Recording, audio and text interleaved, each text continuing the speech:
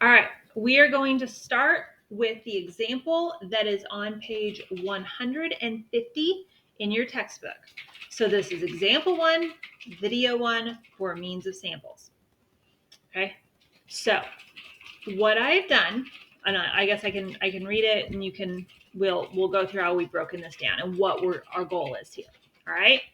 So the way this is set up, a social psychologist asked 64 randomly selected students to rate the attractiveness of a person in the photograph. Each student was told that this person that you're seeing a picture of is a very kind, warm person. They have a good sense of humor. They're very smart. And they were supposed to rate them on a scale of 0 to 400 in terms of how attractive that they found them. Great study, right? So they found that among these 64 students who were told that this person I'm showing you a picture of is also very kind and intelligent and smart, their mean that they rated them attractive on a scale of 0 to 400 was 220.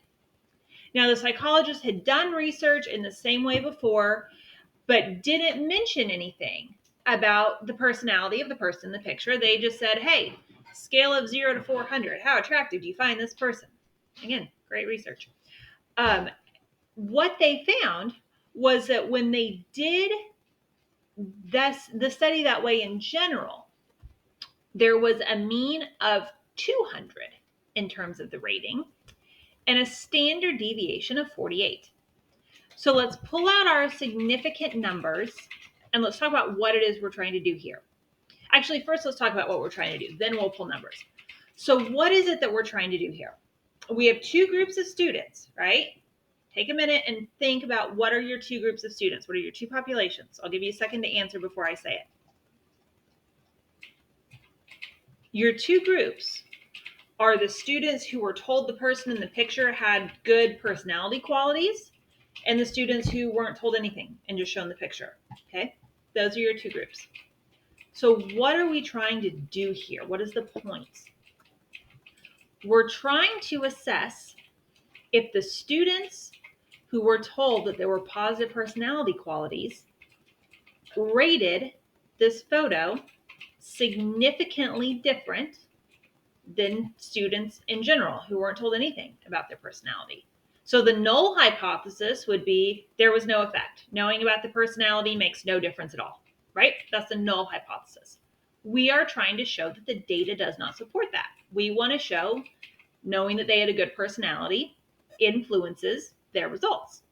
So we need to pull some numbers out of this example to be able to do the math behind that. So first, we know that our sample is 64 randomly selected students.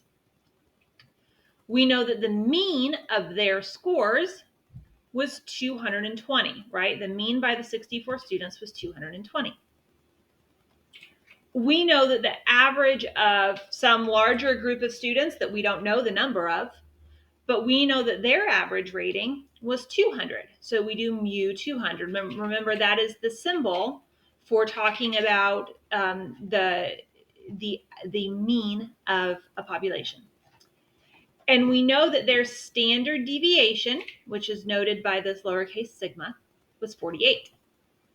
Now, we know that if we were to draw random groups of 64 students, that their means would tend to get towards this population mean of 200.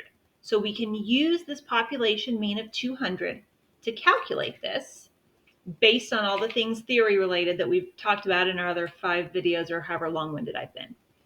So this is the setup for this problem. The next video, I'll actually turn my camera on pen and paper here and do this by hand so you can see how we work through this.